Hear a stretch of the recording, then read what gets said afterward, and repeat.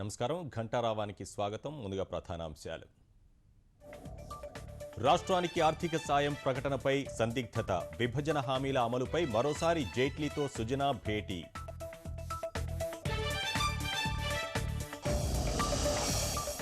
ఆంధ్రప్రదేశ్ హామీలపై చర్చిస్తున్నాం, ఇంకా స్పష్టమైన నిర్ణయానికి రాలేదన్న జైట్లీ.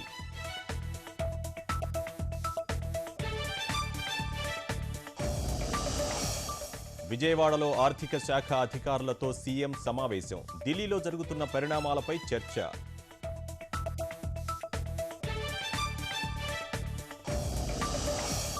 ఉపాధ్యాయులను పీఏ, పీఎస్లుగా కొనసాగించవద్దు. ప్రజాప్రతినిధుల వద్ద పనిచేయడం చట్ట వ్యతిరేకమని సుప్రీం స్పష్టీకరణ.